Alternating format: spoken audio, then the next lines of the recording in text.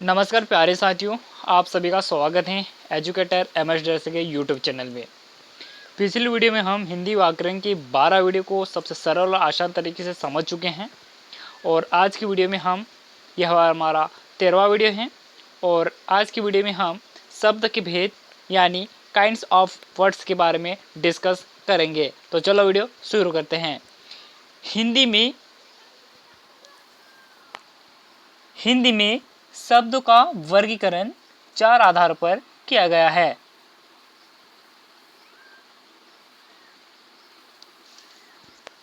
उत्पत्ति, स्रोत या इतिहास के आधार पर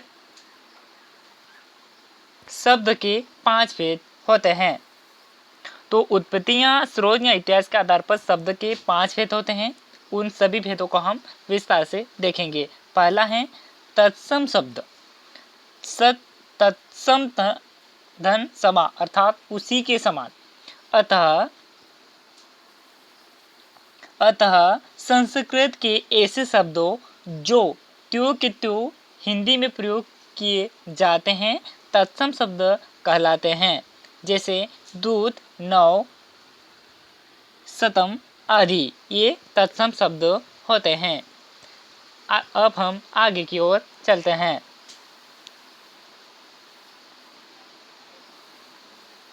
तद्भव शब्द। तद्धन भव संस्कृत से परिवर्तित शब्द तद्भव शब्द होते हैं।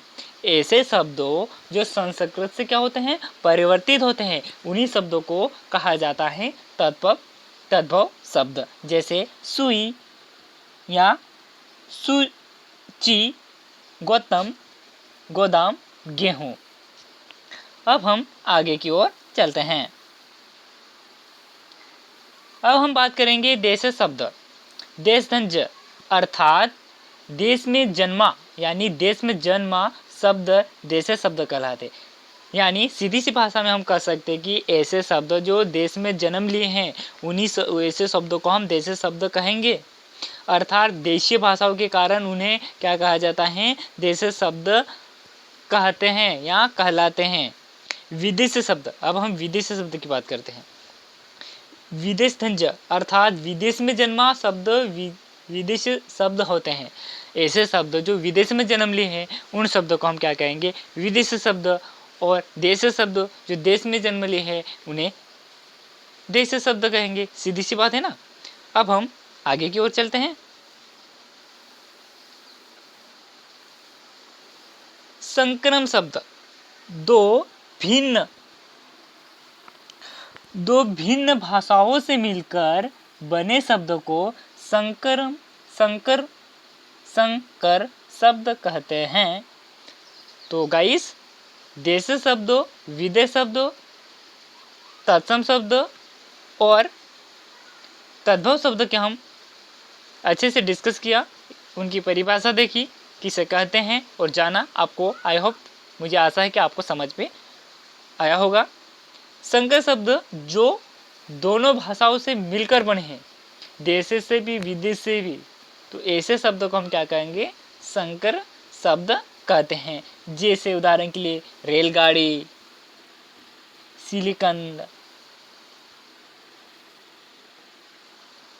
ये सब क्या है, संकर शब्द हैं।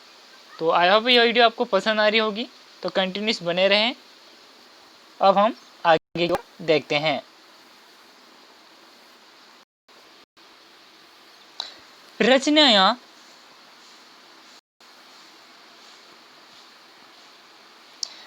या बनावट के आधार पर शब्द के 3 भेद होते हैं, रूढ़ शब्द, यौगिक शब्द और।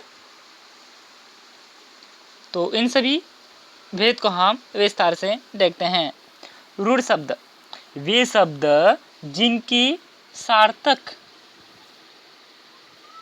रूप न हो सके और न ही अन्य शब्द के योग से मिलकर बने हो, वे शब्द रूढ़ शब्द होते हैं। जैसे एग्जाम्पल के लिए घर, चावल, घोड़ा, दूध, खास, दही आदि। यानी रूढ़ शब्द, सीधी सी बात, रूढ़ शब्द की परिभाषा है वे शब्द जिनके सार्थक शब्द न हो सके और न ही उन शब्दों के योग से मिलकर बने हो, तो ऐसे शब्दों को हम दृढ़ शब्द कहते हैं या कहलाते हैं। यौगिक शब्द, यौगिक का अर्थ है मेल से बना हुआ, अर्थात दो या दो से अधिक शब्द से मिलकर बने शब्द को यौगिक शब्द कहते हैं। जैसे एग्जाम्पल के लिए आध्यात्मिक, इत्यादि, प्रत्येक, सामाजिक और राष्ट्रभक्ति, ये सब क्या है? यौगिक शब्द। जैसे यौगिक शब्द, जैसे मैं एक छोटी सी ड्राइंग के माध्यम से समझ चुके हैं, समझेंगे हम यौगिक शब्द। जैसे उपसर्ग, प्रत्येक और समास। अति, धन, अधिक, अत्यधिक। योगरूढ़ शब्द, वे शब्द जो यौगिक तो होते हैं परंतु उनका अर्थ रूढ़ हो जाता है, योगरूढ़ कहलाते हैं। यहाँ बहुब्रीहि समाज के सभी उदाहरण योगरूढ़ होते हैं। तो याद रखिए दोस्तों, बहुब्रीहि समाज के जितने भी उदाहरण हैं ना, वो सब क्या है? योगरूढ़ शब्द होते हैं। अब हम आगे की ओर चलते हैं। अर्थ के आधार पर शब्द के चार भेद होते हैं। एकर्थी शब्द, अनाकृति शब्द। एकर्थी शब्द यानी व्यक्तिवाचक संज्ञा जिनका केवल एक ही अर्थ होता है, एकर्थी शब्द होते हैं। जैसे गंगा, राधा, गीता, ये सब क्या है? एकर्थी शब्द है। अनाकृति शब्द, जिन शब्दों को एक से अधिक अर्थ होते हैं, अनाकृति शब्द कहलाते हैं। जैसे शब्द घर, जैसे हार, पराजय, ये सब क्या? कनक, सोना, धतूरा, ऐसे शब्द क्या कहलाते हैं? अनाकृति शब्द, यानी जिनका अर्थ अनेक होता है। एकर्थी शब्द यानी जिनका अर्थ केवल एक ही होता है। तो आई होप ये वीडियो आपको बहुत पसंद आई होगी कि हम शब्द के भेद को विस्तार से पढ़ा। इनने एक शॉर्टकट में समझाने की कोशिश की, और ताकि आपको अच्छे से समझ में आए।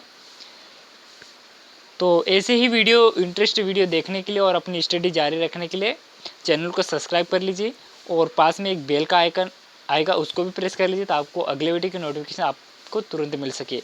और जल्दी ही जो हमारे स्टूडेंट 12th में हैं, उनके लिए भी फिजिक्स, केमिस्ट्री, बायोलॉजी की क्लासेस स्टार्ट होने ही वाली हैं, और हमारे साइंस, जीके क्वेश्चन और इंग्लिश और हिंदी व्याकरण की आपको स्टडी इस चैनल पे आप कर सकते हैं। तो बने रहे मेरे साथ और स्टडी करते रहें। तो आज के लिए इतना ही, मिलते हैं नेक्स्ट वीडियो में। Bye bye.